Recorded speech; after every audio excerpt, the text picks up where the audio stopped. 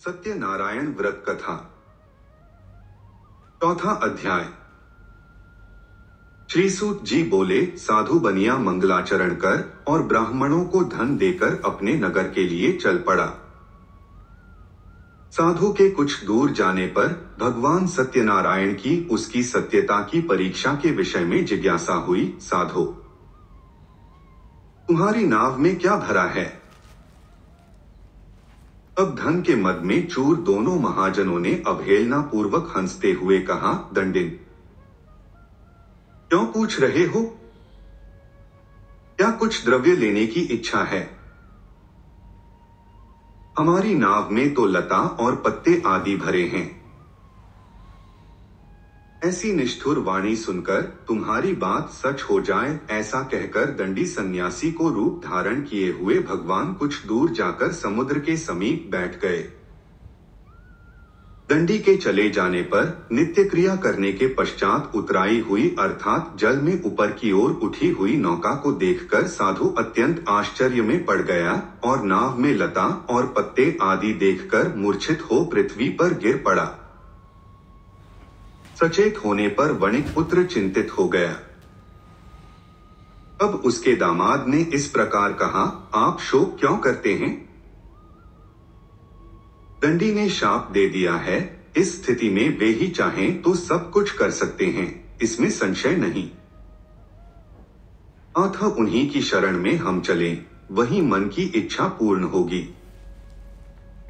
दामाद की बात सुनकर वह साधु बनिया उनके पास गया और वहां दंडी को देखकर उसने भक्तिपूर्वक उन्हें प्रणाम किया तथा आदर पूर्वक कहने लगा, आपके सम्मुख मैंने जो कुछ कहा है, असत्य भाषण रूप अपराध किया है, आप मेरे उस अपराध को क्षमा करें। ऐसा कहकर बारंबार प्रणाम करके वह महान शोक से आकुल हो गया।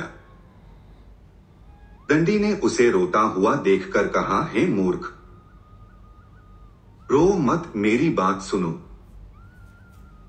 मेरी पूजा से उदासीन होने के कारण तथा मेरी आज्ञा से ही तुमने बारंबार दुख प्राप्त किया है।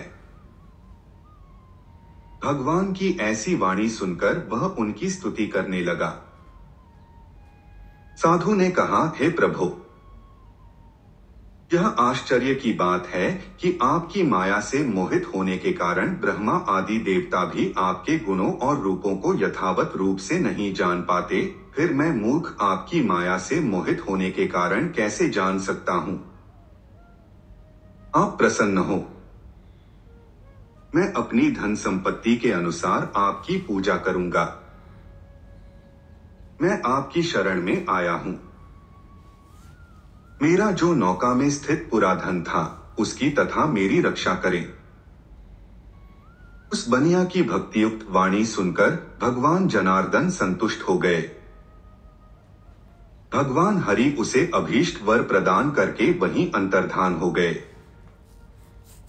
उसके बाद वह साधु अपनी नौका में चढ़ा और उसे धनधान्य से परिपूर्ण देखकर भगवान सत्यदेव की कृपा से हमारा मनोरथ सफल हो गया, ऐसा कहकर स्वजनों के साथ उसने भगवान की विधिवत पूजा की।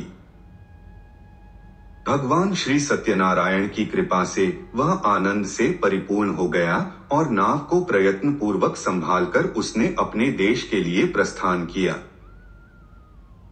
साधु बनिया ने अपने दामाद से कहा, वह देखो, मेरी रत्नपुरी नगरी दिखाई दे रही है। इसके बाद उसने अपने धन के रक्षक दूत को अपने आगमन का समाचार देने के लिए अपनी नगरी में भेजा। उसके बाद उस दूत ने नगर में जाकर साधु की भार्या को देख हाथ जोड़कर प्रणाम किया तथा उसके लिए अभीष्ट बात कही। सेठ जी अपने दामाद तथा बंधुवर्गों के साथ बहुत सारे धनधान्य से संपन्न होकर नगर के निकट पधार गए हैं। दूत के मुख से यह बात सुनकर वह महान आनंद से विह्वल हो गई और उस साध्वी ने श्री सत्यनारायण की पूजा करके अपनी पुत्री से कहा, मैं साधु के दर्शन के लिए जा रही हूँ, तुम शीघ्र आओ। माता का ऐसा वचन सुनकर व्रत को समाप्त करके प्रसाद का परित्याग कर वह कलावती भी अपने पति का दर्शन करने के लिए चल पड़ी।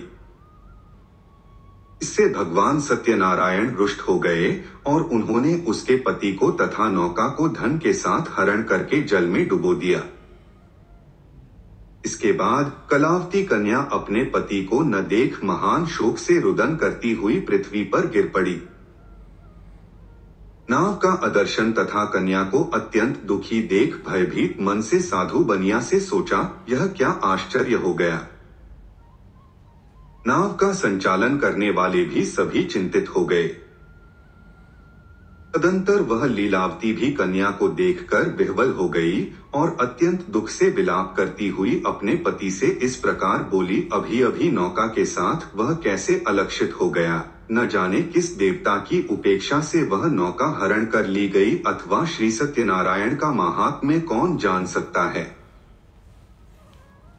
ऐसा कहकर वह स्वजनों के साथ विलाप करने लगी और कलावती कन्या को गोद में लेकर रोने लगी। कलावती कन्या भी अपने पति के नष्ट हो जाने पर दुखी हो गई और पति की पादुका लेकर उनका अनुगमन करने के लिए उसने मन में निश्चय किया। कन्या के इस प्रकार के आचरण को देख भार्यास्थित वह धर्मज्ञ साधु बनिया अत्यंत शोक संतप्त हो गया और सोचने लगा, या तो भगवान सत्यनारायण ने यह अपहरण किया है अथवा हम सभी भगवान सत्यदेव की माया से मोहित हो गए हैं। अपनी धन शक्ति के अनुसार मैं भगवान श्री सत्यनारायण की पूजा करूंगा। सभी को बुलाकर इस प्रकार कहकर उसने अपने मन की इच्छा प्रकट की और बारंबार भगवान सत्यदेव को दंडवत प्रणाम किया। इससे दीनों के परिपालक भगवान सत्यदेव प्रसन्न हो गए। भक्तवत्सल भगवान ने कृपा पूर्वक कहा, तुम्हारी कन्या प्रसाद छोड़कर अपने पति को देखने चली आई है, निश्चय ही इसी कारण उसका पति अदृश्य हो गया है। यदि घर जाकर प्रसाद ग्रहण करके वह पुनः आए तो हे साधु बनिया तुम्हारी पुत्री पति को प्राप्त करेगी, इसमें संशय नहीं। कन्या कलावती भी आकाशमंडल से ऐसी वाणी सुनकर शीघ्र ही घर गई और उसने प्रसाद ग्रहण किया। पुनः आकर स्वजनों तथा अपने पति को देखा। अब कलावती कन्या ने अपने पिता से कहा, अब तो घर चलें, विलंब क्यों कर रहे हैं। कन्या की वह बात सुनकर वणिक पुत्र संतुष्ट हो गया और विधि विधान से भगवान सत्यनारायण का पूजन करके धन तथा बंधु बांधवों के साथ अपने घर गया। तदंतर पूर्णिमा तथा संक्रांति पर्वों पर भगवान सत्यनारायण का पूजन करते हुए इस लोक में सुख भोग कर अंत में वह सत्यपुर बैकुंठ लोक में चला गया।